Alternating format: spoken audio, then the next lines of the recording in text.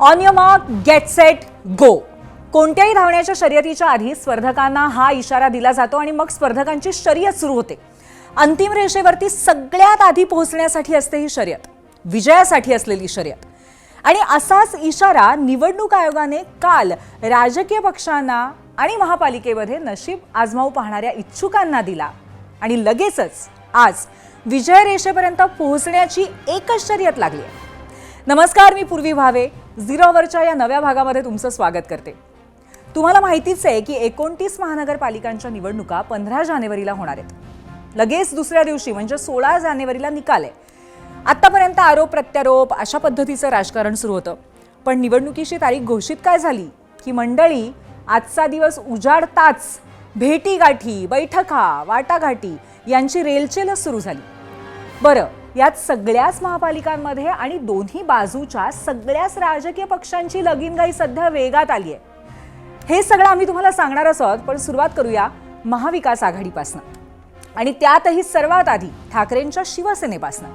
कारण निवडणुका जाहीर होताच आमदार आदित्य ठाकरे ॲक्शन मोडमध्ये आलेले आहेत. वरळीमध्ये त्यांच्या पदाधिकारी मेळावा सध्या सुरू आहे. यामध्ये गेल्या 25 वर्षामध्ये मुंबईसाठी महापालिकेने काय केलं याचं प्रेझेंटेशन करण्यात येत आहे. 2012 आणि 2017च्या निवडणुकीमध्ये शिवसेनेनी करून दाखवलं, किंवा शिवसेनेची करून दाखवलं ही घोषणा प्रचंड गाजलेली होती. आणि त्याच धर्तीवरती यावेळी करून दाखवलं हे अभिमानाने सांगूया ही शिवसेनेच्या प्रचाराची थीम असेल. याच कामांची माहिती प्रेझेंटेशनच्या माध्यमातून आदित्य ठाकरे पक्षाचे नेते आणि कार्यकर्त्यांसमोर करतायत. त्यामुळे मुंबईची यावेळची निवडणूक आदित्य ठाकरेंच्या नेतृत्वात लढवली जाईल अशी चिन्ह आहेत.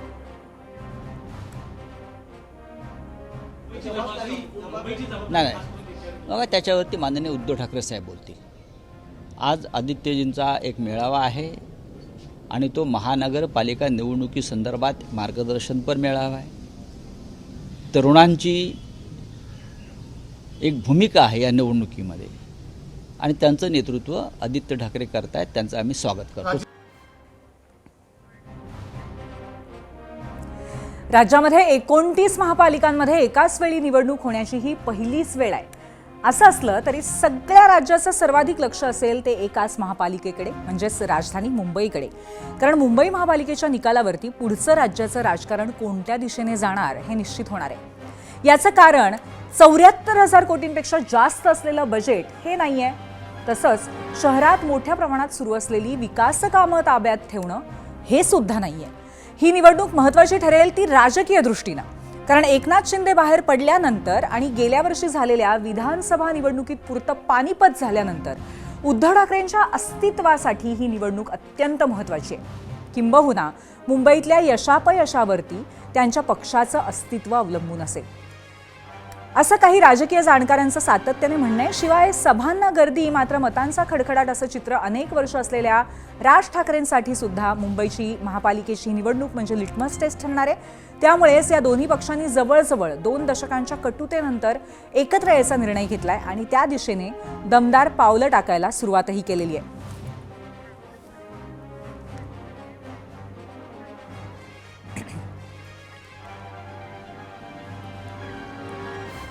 आता हिंदी सक्तीच्या विरोधाचं निमित्त झालं होतं आणि उद्धव आणि राज ठाकरे एकत्र आले पहिल्यांदा. पण निवडणुकीच्या रिंगणात उतरण्यासाठी मात्र पक्ष आता खऱ्या अर्थाने एकत्र यायला लागलेत. काल महापालिका निवडणुकांची घोषणा होताच युतीसाठी दोघांनी दमदार पावलं टाकायला सुरुवात केली आहे. आज संजय राऊत आणि अनिल परब यांनी शिवतीर्थावरती जाऊन राज ठाकरेंची भेट घेतली. नंतर दोघांनी बाळा नांदगावकर आणि मनसेच्या नेत्यांची चर्चा केली आहे. जागा वाटपावरती अंतिम चर्चा झाल्याचंही कळतंय. आता हे जागा वाटप नेमकं कसं होतंय आणि ठाकरे बंधूंकडनं युतीची अधिकृत घोषणा कधी होतीये यासाठी दोन्ही पक्षाचे कार्यकर्ते उत्सुक आहेत. उद्धव ठाकरे आणि राज ठाकरे हे एकत्र आलेले आहेत. मुंबई महानगरपालिका, ठाणे, कल्याण डोंबिवली, मीरा भाईंदर, पुणे आणि नाशिक या प्रमुख महानगरपालिकांमध्ये आम्ही एकत्र लढतो आहोत.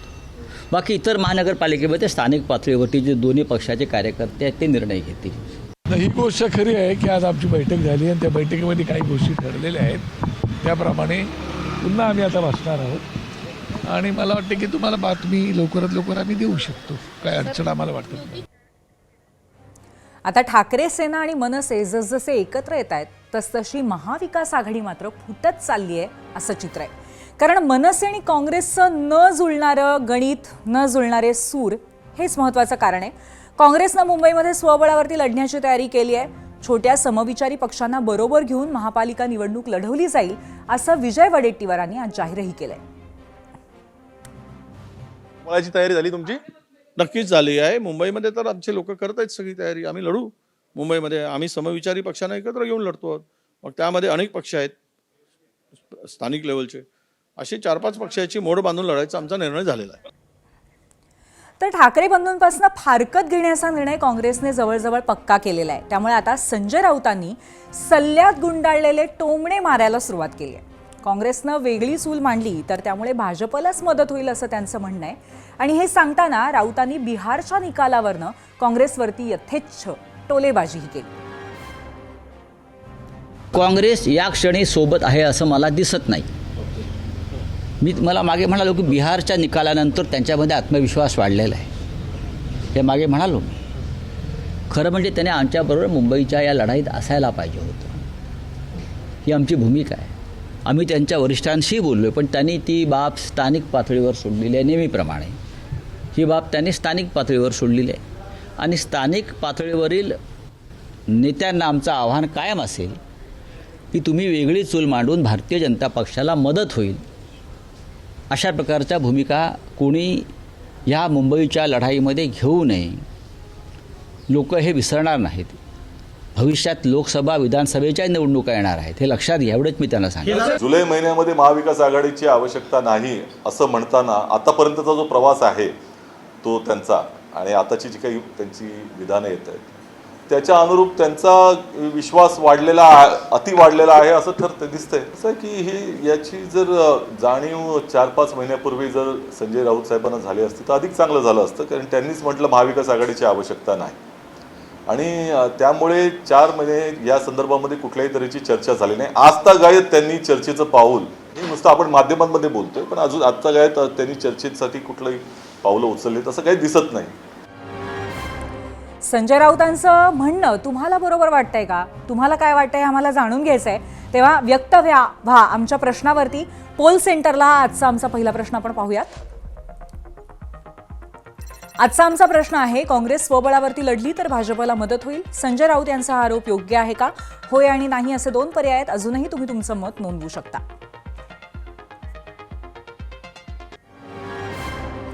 काँग्रेसमध्ये असताना मुख्यमंत्रीपद भूषवलेले भाजप खासदार अशोक चव्हाण यांनी आज काँग्रेसवरती चांगलंच तोंडसुख घेतलं.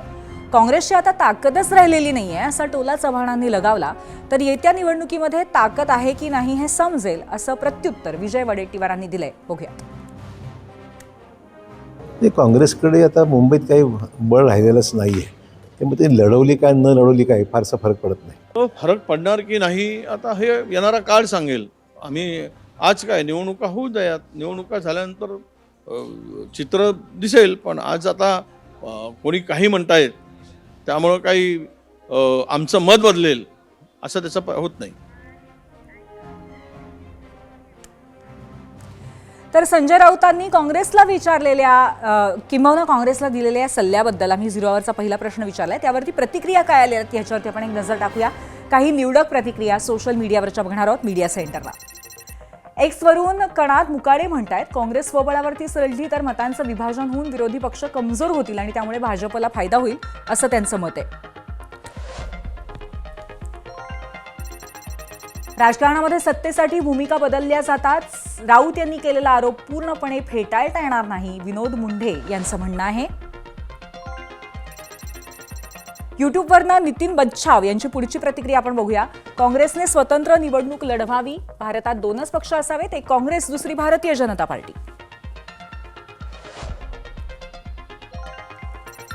युट्यूबवरनं अरुण निमाले यांची पुढची प्रतिक्रिया आहे. वेगळी लढत असेल तर लढू द्या. काँग्रेसच्या वागण्यामुळे विधानसभेच्या जागा गेल्या हे ठाकरेंनी विसरू नये.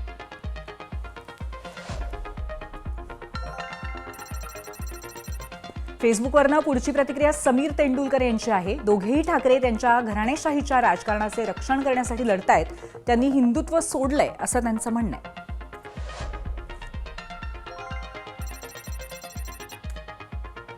अगदी बरोबर आहे. संजय राऊत म्हणतात ते काँग्रेस स्वतः पण संपणार आणि सहकारी पक्षांना पण संपवणार.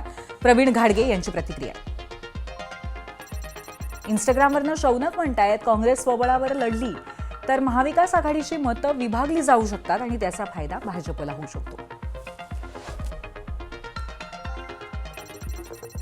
इंस्टाग्रामवरनं सोपान यांची प्रतिक्रिया. महाराष्ट्र काँग्रेसला मानणारा मतदार वर्ग फार मोठ्या प्रमाणावरती आहे, त्यामुळे काँग्रेसनं स्वतंत्र निवडणूक लढवली तर योग्यच होईल असं त्यांचं मत आहे.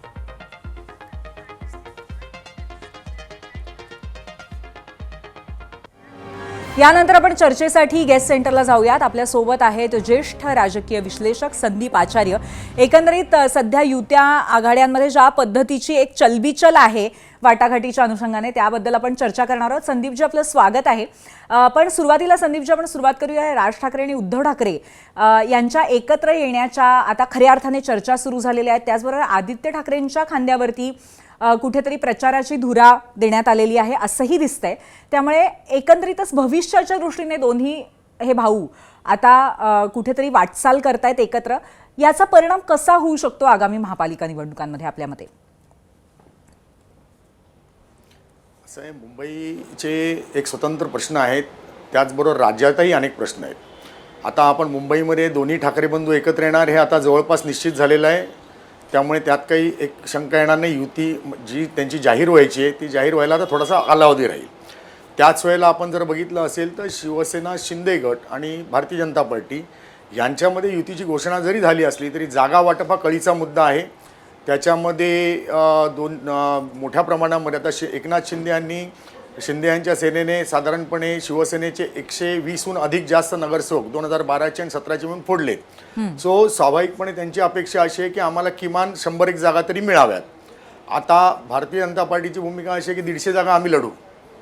आता याच्यातनंच सगळा पुढच्या काळामध्ये एक मोठा वाद त्यांच्यामध्ये अजूनही निर्माण होऊ शकतो. त्यांच्यामध्ये अनेक अजून अंतिमता काही झालेलं नाही आहे. बरोबर. पण मनसे आणि शिवसेनेचं जर आपण चित्र बघितलं तर तुम्ही बघा, मनसेच्या सुरुवातीपासून हळूहळू त्यांनी उतरती कळा लागलेली आहे. विधानसभा निवडणुकीतही त्यांनी 26 जागा लढवल्या होत्या. त्यांना मिळालेली मतं 2017च्या महापालिकेत त्यांना मिळालेल्या जागा आणि त्यांना मिळालेली मतं या सगळ्या टप्प्याटप्प्याने कमी होत चाललेल्या आहेत.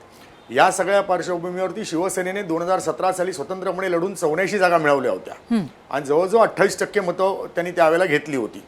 याचा विचार करताना आता 2017 मधले जे 44 नगरसेवक सोडून गेले त्याच्यामधल्या महत्त्वाच्या जागांवरती मनसेचे पदाधिकारी किंवा मनसेचे चर्चामध्ये काही जागा वाटपात त्या जागा मागितल्या जातात असं एकूण चित्र आहे. आता याच्यामध्ये असं एक चर्चेमध्ये आलं होतं की शिवडीमध्ये 2 पाहिजेत, वरळीत 2 पाहिजेत, माहीममध्ये 2 पाहिजेत, विक्रोळीत पाहिजेत, अगदी मागाठाण्यापर्यंत सगळीकडे 2-2 जागा पाहिजेत. ह्या जर मोक्याच्या जागा जर शिवसेनेला द्याव्या लागल्या तर मग शिवसेना नेमकी लढणार कुठून?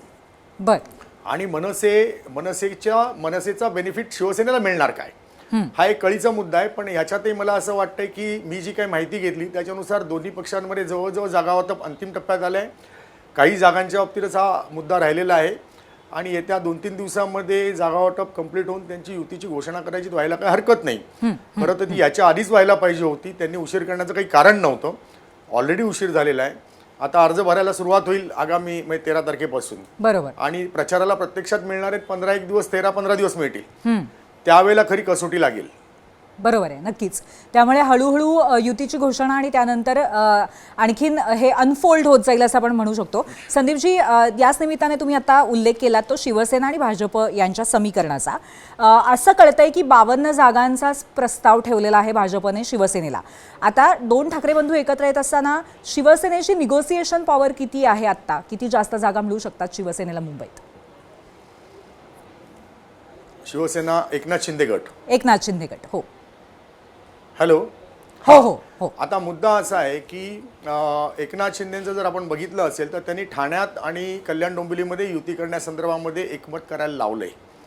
दिल्लीवरनं तसा त्यांनी म्हणजे साधारणपणे आत्ता जी काही घोषणा अलीकडे ज्या काही आल्यात गोष्टी समोर त्यातनं मुंबई, ठाणे, कल्याण डोंबिवली सगळ्या ठिकाणी युती होईल असं एक चित्र स्पष्टपणे दिसतंय.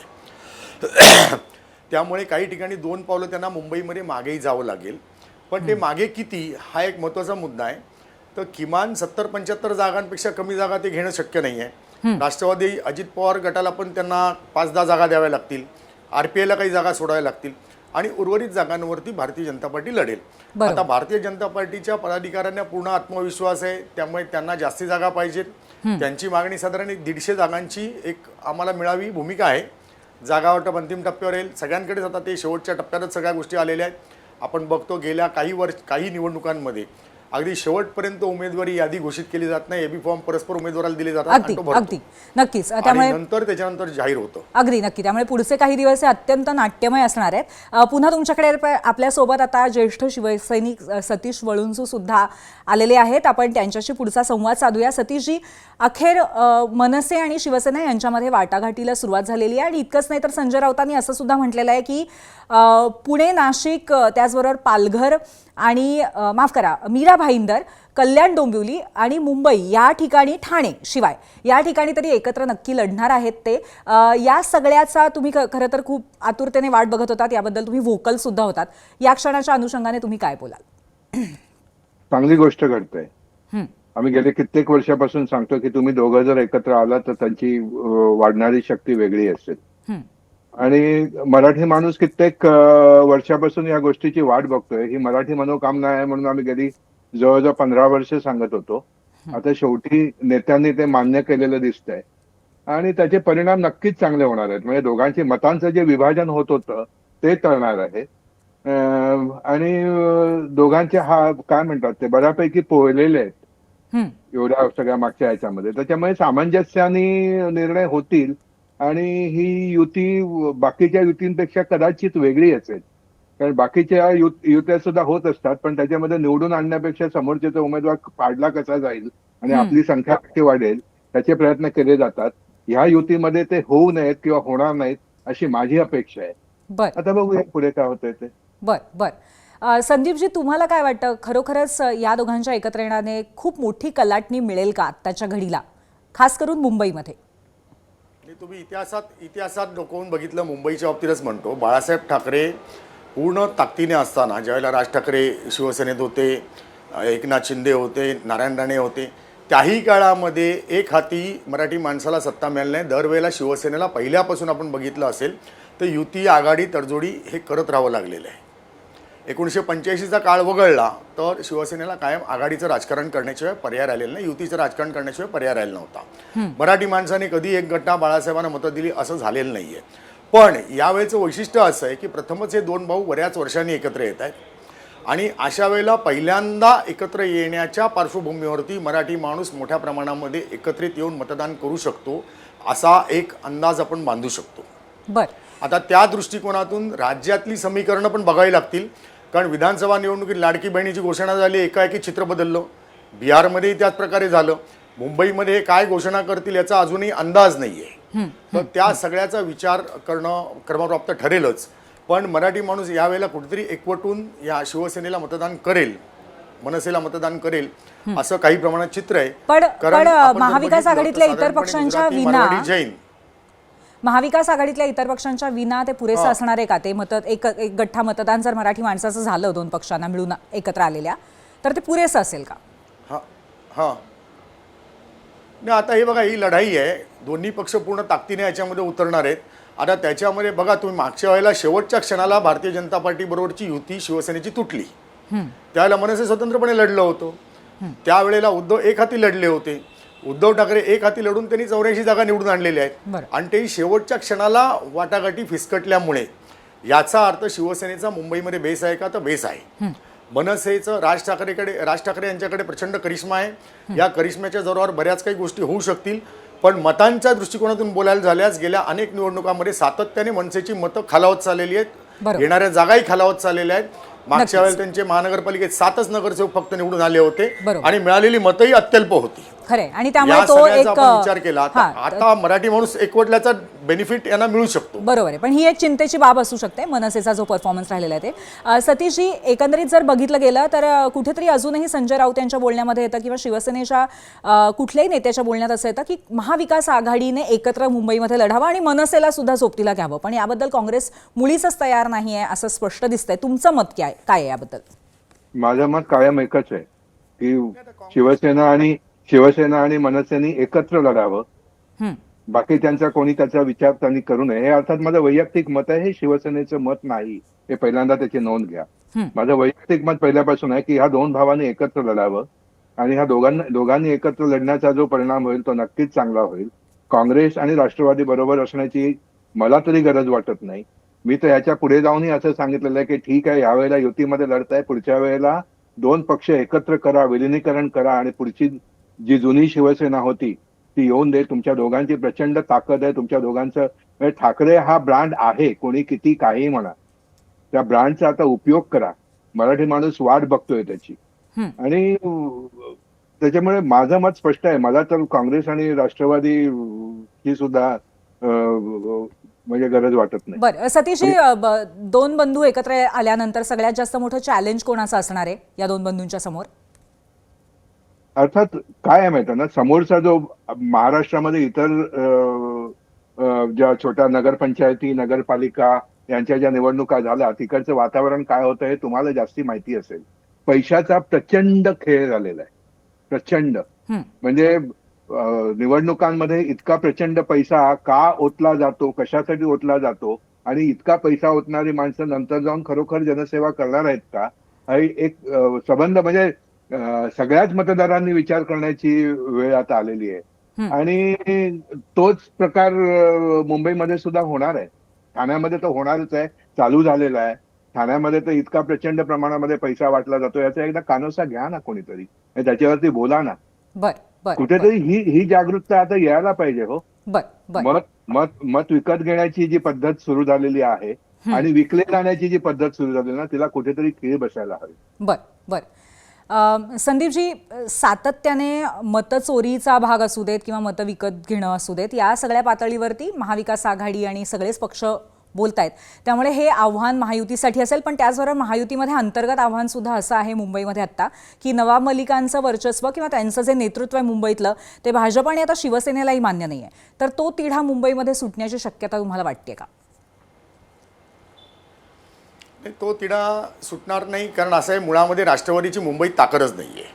त्यामुळे राष्ट्रवादी समजा परस्पर बाहेर होत असेल तर ते या दोन्ही पक्षांना पाहिजे. त्यांच्या ज्या काही 10-12 जागा आहेत ते परस्पर वाटून घेतील.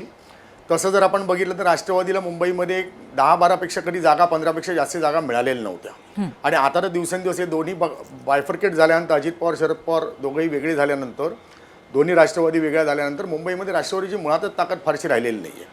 माझा मुद्दा वेगळाच होता. मगाशी हे जे म्हणाल त्याप्रमाणे महाराष्ट्रामध्ये नगरपरिषदांच्या निवडणुकांमध्ये मनसे का उतरलं नाही? कोणी रोखलं होतं तुम्हाला? उर्वरित महाराष्ट्रामध्ये काय परप्रांतीय राहतात का लढत नाही तुम्ही?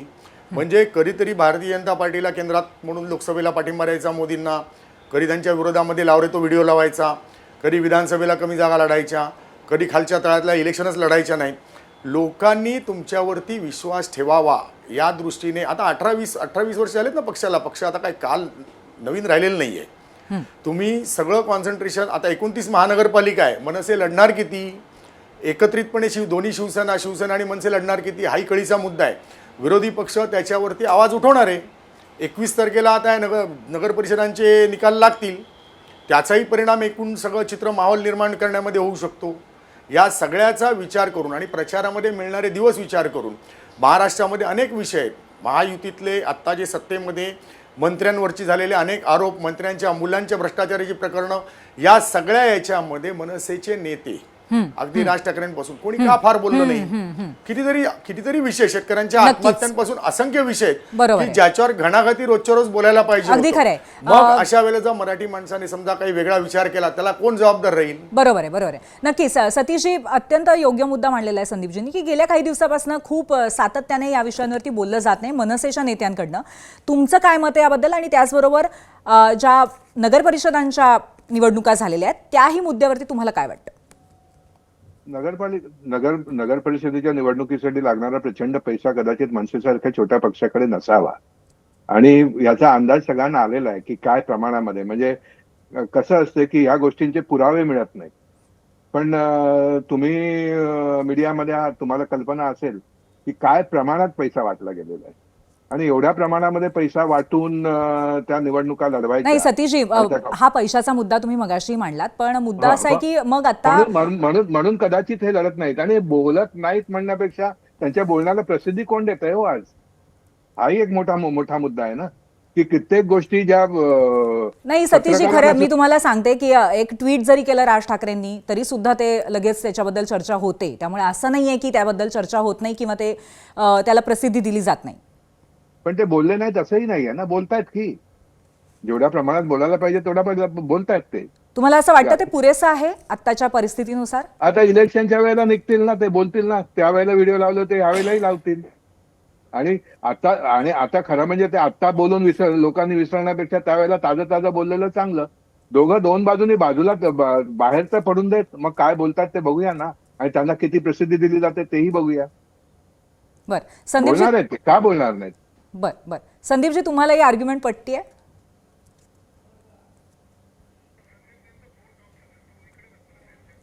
बरं, संदीपजींशी संपर्क आपला तुटलेला आहे. पण सतीशजी, एकंदरीत आता दोन बंधू एकत्र आल्यानंतर अजूनही औपचारिक घोषणा युतीशी झालेली नाही, ज्याची सगळी महाराष्ट्राची मराठी माणसं नक्कीच वाट बघतायत त्या गोष्टीची.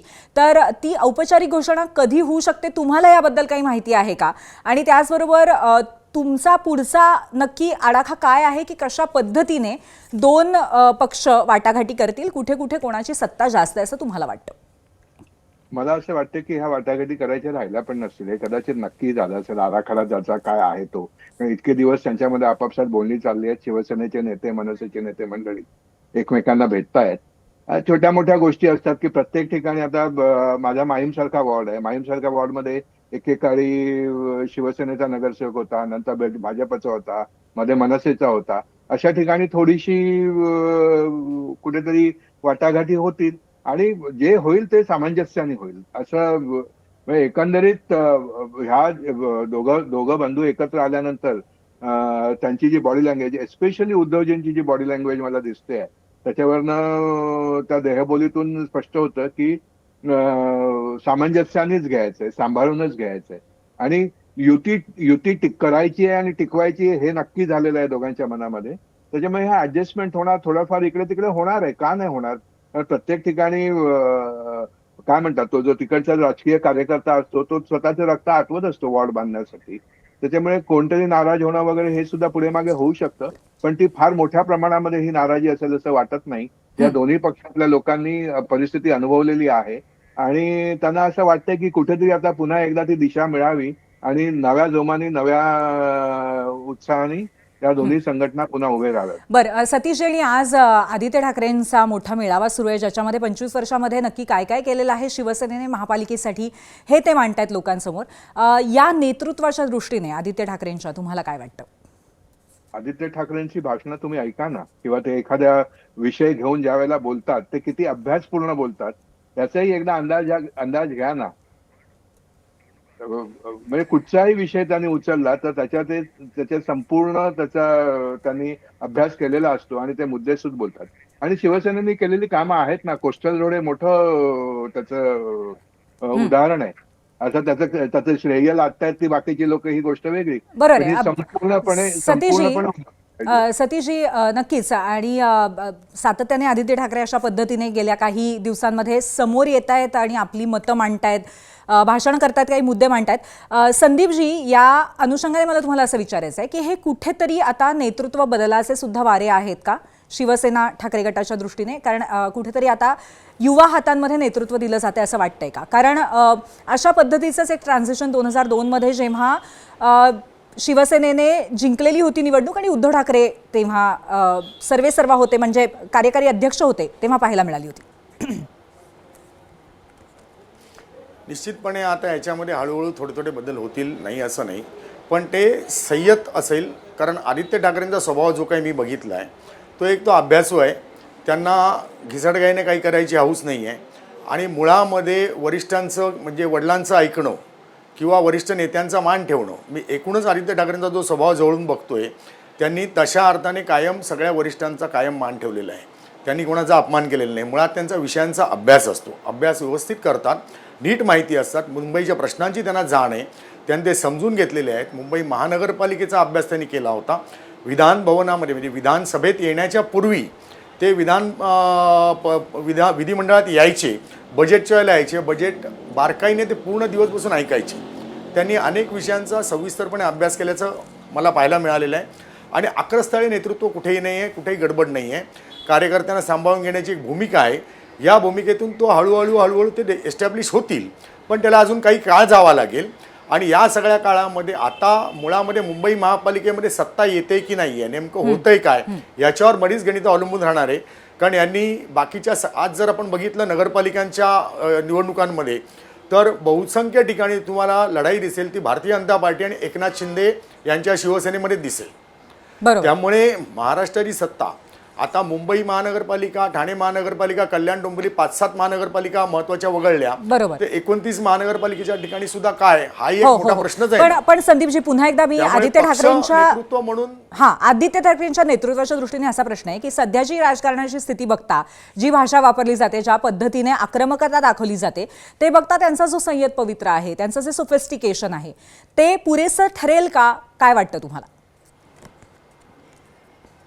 हे काळच ठरवेल. बघा, बाळासाहेबांची भाषा ही बाळासाहेबांची होती. बाळासाहेबांसारखं दुसरं कोणी बनू शकत नाही, हे उद्धव ठाकरेंनी डे 1ला स्पष्ट केलं होतं. उद्धव ठाकरेंनी तसा कधी दावाही केला नव्हता.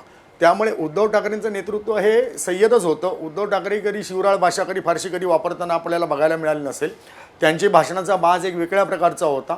आदित्य ठाकरेचा बाज वेगळा आहे. येणारी लोकसुद्धा आता हळूहळू शहाणी होत चालली दिवसेंदिवस. शेवटी आम्हाला काय मिळणार आहे, मुंबईकरांना काय मिळणार आहे, नागरिकांना काय तुम्ही देणार आहात, हाही एक प्रश्न आहे. एकीकडे असं होतं की पैशाची खूप काही रणधुमाळी चाललेली आहे. आता लाडक्या बहिणी किंवा अनेक घोषणा केल्या गेल्या, घोषणांना बोलून लोकांनी मतदान केलं. आज त्याचे ॲडव्हान्टेज असतील, डिसएडव्हान्टेज आहेत, ते राज्याला भोगायला लागणार आहे शेवटी. ते आज आपण बघतोय की राज्याची आर्थिक परिस्थिती काय आहे. या सगळ्याचे परिणाम कोणाला भोगायचे, शेवटी टॅक्सपेअरला भोगायचे. बरोबर. आणि या पार्श्वभूमीवरती हा नेतृत्व बदल कुठेतरी सर्वसामान्यांच्या पचनी पडणारा असू शकतो असं आपल्याला वाटतं. सतीशजी, तुम्हाला काय वाटतं? कारण बाळासाहेब ठाकरेंची आक्रमकता आणि त्यानंतर ज्या पद्धतीचा एक वेगळा पवित्र आपण सातत्याने बघतोय आदित्य ठाकरेंच्या नेतृत्वाच्या माध्यमातून, तुम्हाला काय वाटतं एक ज्येष्ठ शिवसैनिक म्हणून? हा चांगला आहे. मी तर म्हणतो त्यांनी तो संयम सोडू नये. ते आता ते कधीतरी मधून तरी गद्दार बिद्दार भाषा वापरतात, तीही त्यांनी पण ते शिवसैनिकांच्या आणि शिवसेनेच्या मतदारांच्या पचनी पडणार आहे का सगळं? नक्की पडेल. का नाही पडणार, का नाही पडणार. विद्या विनयेनं शोभते असं म्हणतात. तो विनय त्यांनी दाखवावा, त्या विनयाचं अप्रिसिएशनच होईल. आणि मुळामध्ये ह्या मोठ्या महानगरपालिकामधला जो टॅक्सपेअर मतदार आपण म्हणतो ना, तो समंजस आहे. तो समंजस आहे. त्याला ह्या सगळ्या गोष्टी समजतायत. तो ह्या सगळ्या गोष्टींना कंटाळलेला आहे, चिडलेला आहे. त्याला त्याचं काय म्हणतात ते मत एक्सप्रेस करायचं आहे. आणि इतकं चांगलं जर संयत नेतृत्व आणि अभ्यासू नेतृत्व जर समोर येत असेल तर त्याच्या अपोजिशनला तुम्हाला सगळा तो उथळपणा दिसतोय. बरोबर, उथळपणा दिसतोय. त्याच्यामुळे कधीतरी लोक विचार करणार आहेत, कधीतरी बदल होणार आहे. नक्कीच. आणि त्या बदलाच्या दिशेने कुठेतरी आता प्रवास सुरू झालेला आहे असं सुद्धा स्पष्टपणे दिसतंय. धन्यवाद संदीपजी, धन्यवाद सतीशजी, आज तुम्ही इथे आलात आणि त्याचबरोबर सविस्तर प्रश्नांची उत्तरं दिलीत. वेळ कमी होता, प्रश्न खूप होते, पण तरीही तुम्ही अत्यंत उत्तम पद्धतीने आमच्याशी संवाद साधलात. खूप खूप धन्यवाद. आणि यानंतर बघूयात आजच्या पहिल्या प्रश्नावरती प्रेक्षकांनी काय कौल दिलेला आहे. प्रश्नावरती आज नक्की किती मतं आलेली आहेत? पोल सेंटरला आपण आलोय. काँग्रेस स्वबळावरती लढली तर भाजपला मदत होईल, संजय राऊतांचा आरोप योग्य आहे का? 11,000 मतं आली आहेत आणि 76% लोकांना असं वाटतंय की हो, तसं होण्याची शक्यता आहे आणि 24% लोक म्हणतायत नाही.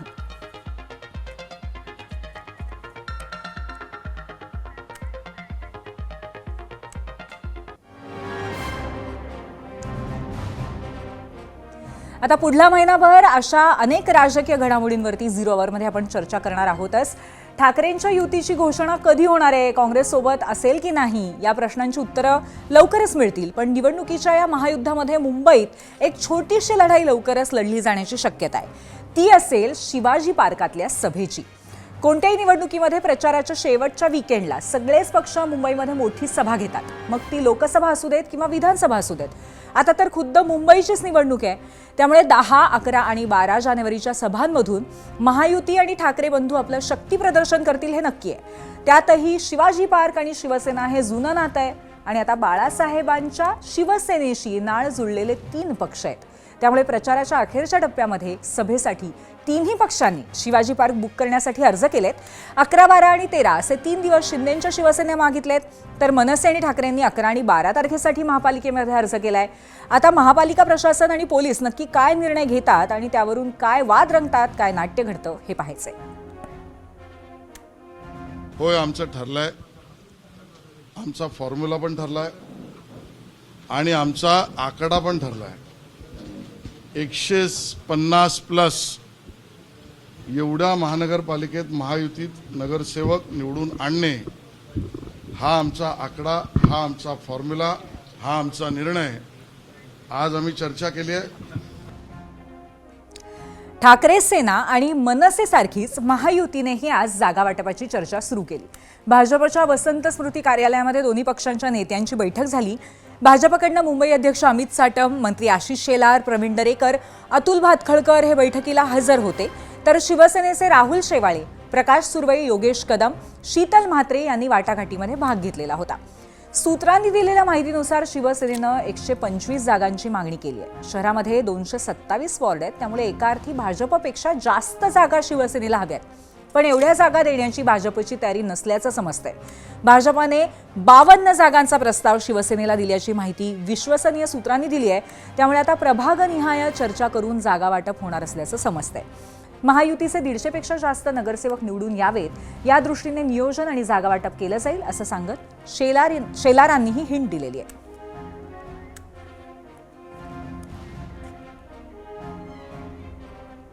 आता शिवसेना आणि भाजप या दोघांमध्ये एक तिसराही आहे.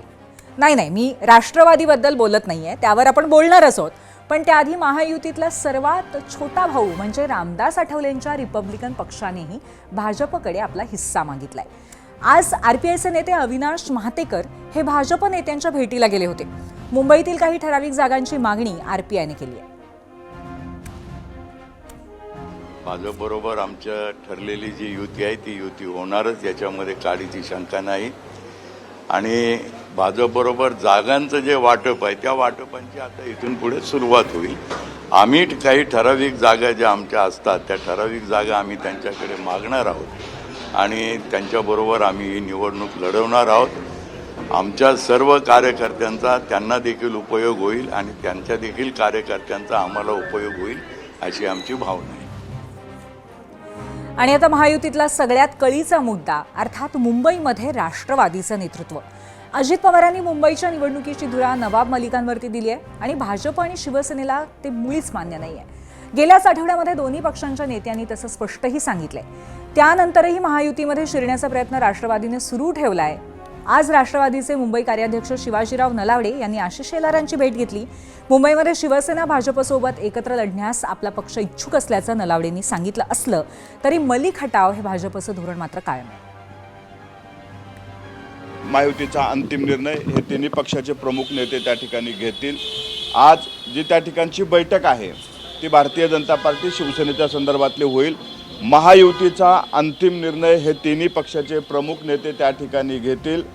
आम्हाला आमचं अस्तित्व त्या ठिकाणी चांगलं आहे, त्याच्यामुळं भविष्यकाळामधल्या निवडणुकीमध्ये आम्ही सुद्धा तितक्याच ताकदीनं उतरू. पण अंतिम निर्णय हे अजितदादा पवार, देवेंद्र फडणवीस साहेब आणि एकनाथरावजी शिंदे साहेब त्या ठिकाणी घेतील. आणि याच मुद्द्यावरती आधारित आणखीन एक प्रश्न आम्ही आजच्या 0 आवरमध्ये विचारलाय, तो पाहण्यासाठी आपण जाऊयात पोल सेंटरला. आमचा दुसरा प्रश्न आहे, दाऊदशी संबंधांचा आरोप असलेल्या नवाब मलिकांकडे निवडणुकीची धुरा, त्यामुळे मुंबईमध्ये महायुती तुटेल असं वाटतं का? होय आणि नाही असे 2 पर्याय आहेत. तुम्ही अजूनही वोट करू शकता. लवकरच आपण याचा कौलही बघणार आहोत.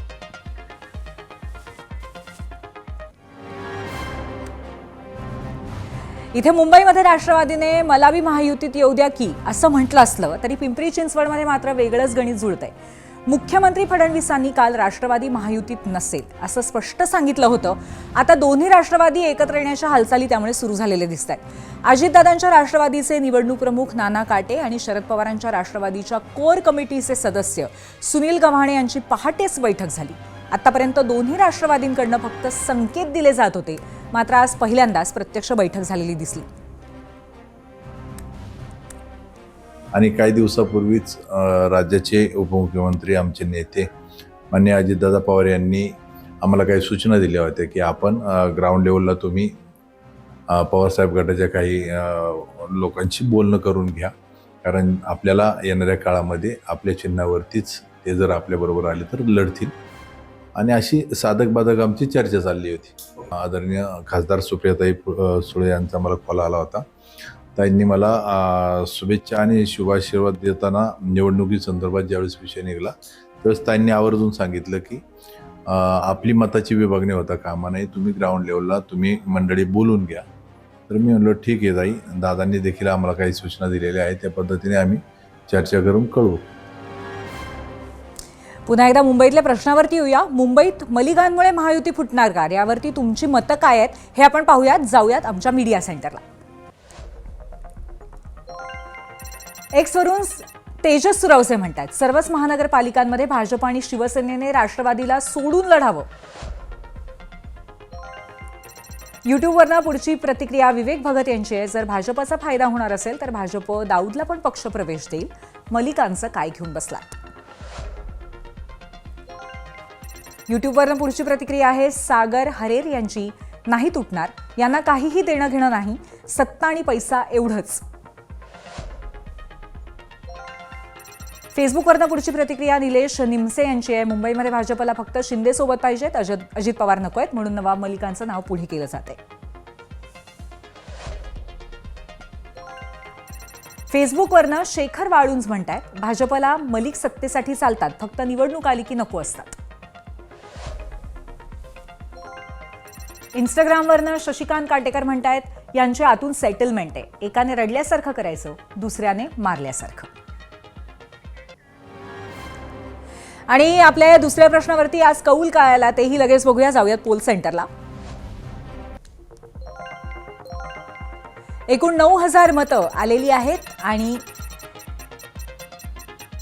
महायुती या कारणामुळे तुटू शकते का, 75% लोकांना असं वाटतंय हो मुंबईमध्ये महायुती तुटू शकते मलिकांच्या कारणामुळे, आणि 25% लोक म्हणतात की नाही. नांदेडमध्ये अशोक चव्हाणांनी आपल्या माजी पक्षाला मोठा धक्का दिलाय. काँग्रेसच्या माजी महापौर जयश्री पावडे आणि तालुका अध्यक्ष निलेश पावडे यांनी आज कमळ हाती धरलं. महसूल मंत्री चंद्रशेखर बावनकुळे यांनी दोघांना प्रवेश दिला. तर दुसरीकडे नांदेड महायुतीत सुरू असलेला कलगीतुराही सुरू आहे. शिवसेना आमदार हेमंत पाटील यांनी आज पुन्हा एकदा अशोक चव्हाणांवरती तोफ डागली. चव्हाणांना युती करायची नाही आहे कारण त्यांना महापालिकेची जमीन लाटायची आहे असा आरोप पाटील यांनी केलाय. मात्र युतीबाबत निर्णय चर्चेतनं घेतला जाईल असं सांगत चव्हाणांनी वेळ मारून नेली आहे. आमदार हेमंत पाटील असं म्हणतात की अशोकराव चव्हाण यांचा अनुभव पाहता ते युती करतील असं वाटत नाही. माझा काही वाटण्याचा प्रश्न उद्भवत नाही आहे. पक्षश्रेष्ठी जे आम्हाला निर्देशित करेल त्या पद्धतीने आम्ही निर्णय घेऊ. अनुभव तो मागच्या 40 वर्षातला वेगळ्या प्रकारचा आहे, त्याच्यामुळं मला असं वाटत नाही. कारण नांदेड शहरामधल्या सर्व मालमत्ता आणि त्या मालमत्ता विक्री आणि ते BOT करणं आणि ते बांधकाम खाजगी लोकांना दिलं आणि त्यातून निर्माण होणारा पैसा हा महत्त्वाचा विषय आहे त्याच्यासाठी. तर त्याच्यामुळं मला काही वाटत नाही ती युती करतील असं. याबरोबरच 0 आवरमध्ये आज आपण इथेच थांबतोय. उद्या पुन्हा एकदा नवीन विषयासह नवीन प्रश्नांसह भेटणार आहोत. पाहत रहा ABP माझा. ABP माझा, उघडा डोळे बघा नीट.